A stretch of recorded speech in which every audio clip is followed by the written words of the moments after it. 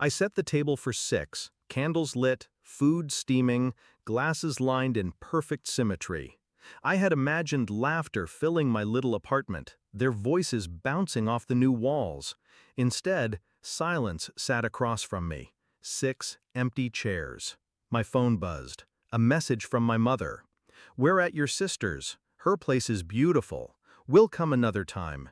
Your apartment is, well, not great. Not great." That was her verdict. On my home, on me.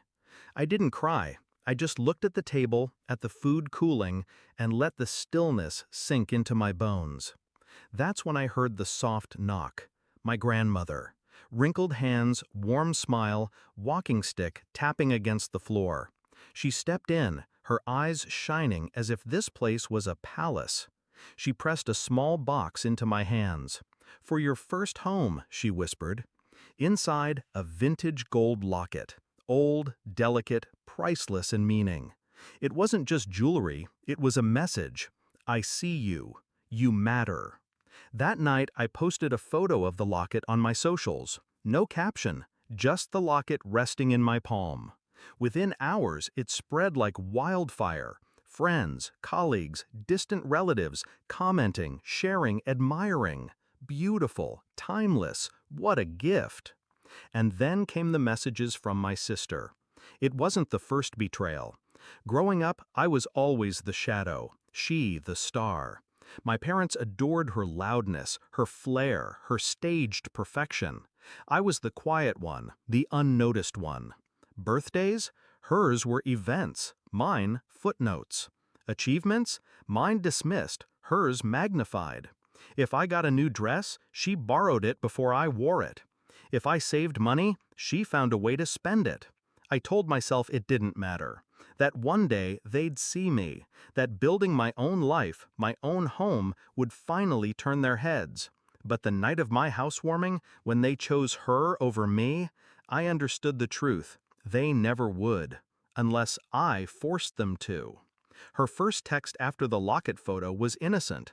"Where did you get that? It looks expensive." I didn't reply. The second one came sharper. "Mom says you shouldn't flaunt gifts. People will think you're showing off." Then, "Delete it. You're embarrassing the family." I smiled. The shift had begun. Because what my sister hated most wasn't me being ignored. It was me being noticed. I planned carefully. First, I let the photo breathe. I posted nothing else. Just silence, letting people's attention linger on that single image. Then, a week later, I posted a shot of my apartment. Sunlight streaming through the window, the locket hanging from the curtain rod.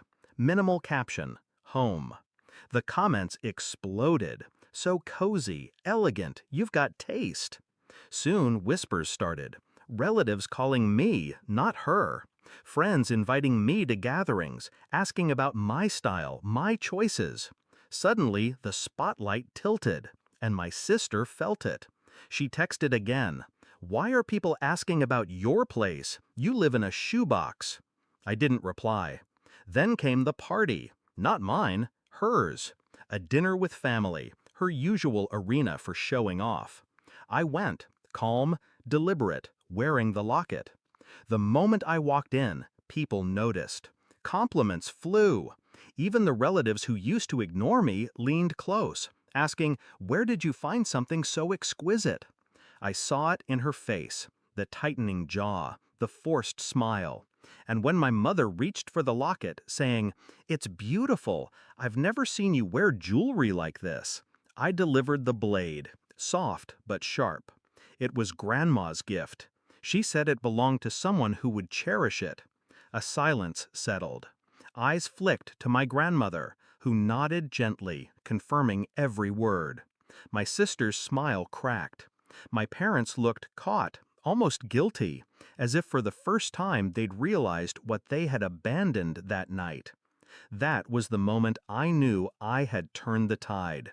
Because revenge isn't always loud. Sometimes it's the slow unraveling of someone's power. My sister thrived on being the chosen one, the admired one. But admiration is fickle. Once it shifts, it doesn't return.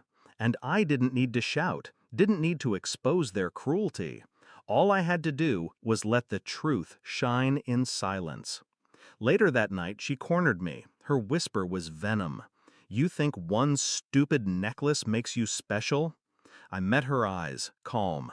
"No, respect makes me special. Something you'll never have." Her face burned. She turned away, but the damage was already done. The family saw it. The balance had shifted. Now, when I sit in my apartment, alone but no longer invisible, I run my fingers over that locket. Not because it's gold, not because it's beautiful, but because it's proof. That night, when they left me behind, I thought I was nothing.